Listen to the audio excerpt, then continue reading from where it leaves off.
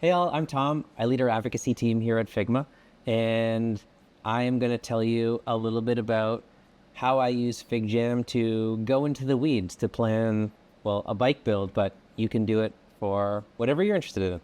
Love that. Tom, why would you want to build a bike versus just going out to the store?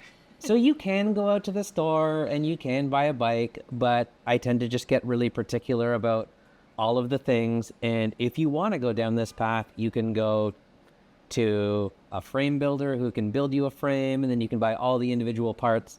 And that's the part that I like, where I tend to just be a researcher, where I'm always trying to research every single thing that's going on the bike. I want it to look nice. I don't want it to be too heavy. You want it to be durable. You want it to be serviceable. And so you're weighing out all these pros and cons.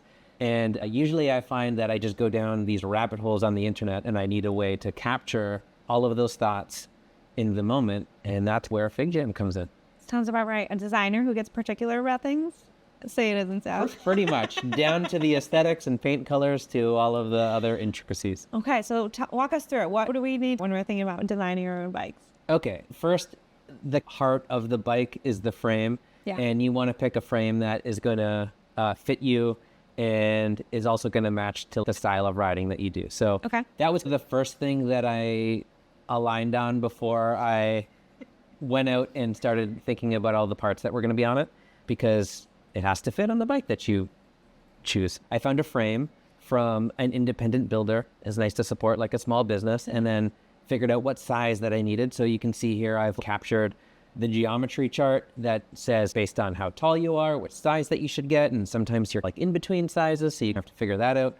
So I went back and forth with the person who was making the frame to get a recommendation there. And then I just started capturing all of my in-progress thoughts of parts that I wanted to buy, or that I was weighing out one part versus another. So you can see here, I'm looking at the suspension fork that goes on the front of the bike. Over here, I'm also looking at hubs. So one of the things that I do is I'll buy the hubs and the spokes and the rims, and then I'll actually lace the wheel by hand.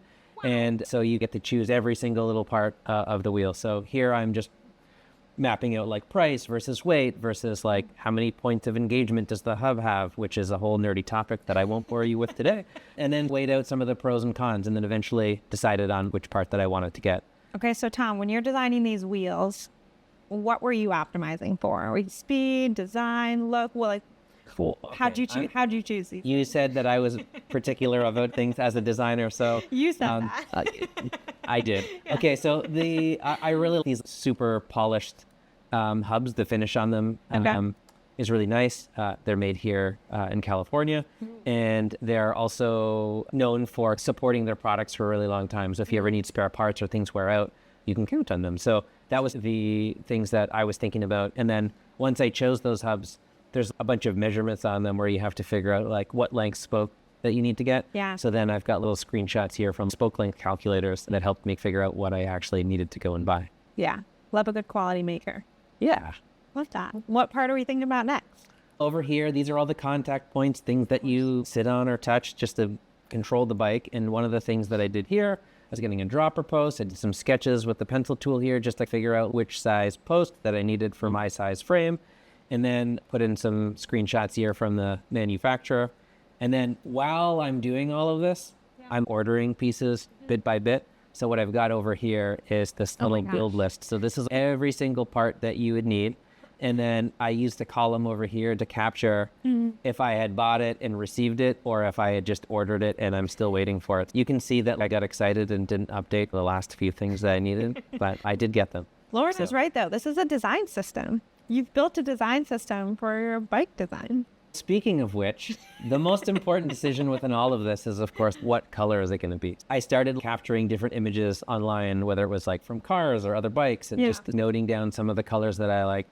And then at this point, I was I need to visualize this whole thing before I go and commit. Of course. That's where I jumped over to Figma and ended up making a mock-up of the exact bike frame based on the exact size that I was buying. Wow. And then mocked up just a whole bunch of different paint colors here. I ended up deciding on a bronze color, which you can see over here.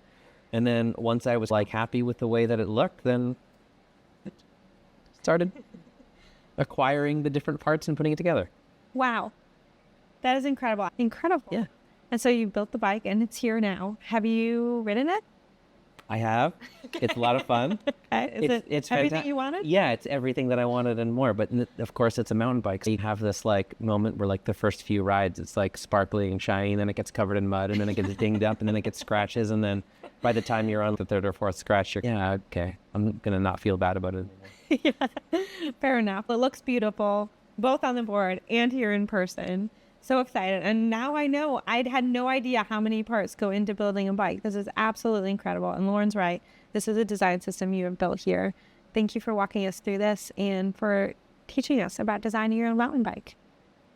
Thanks for having me. Yeah.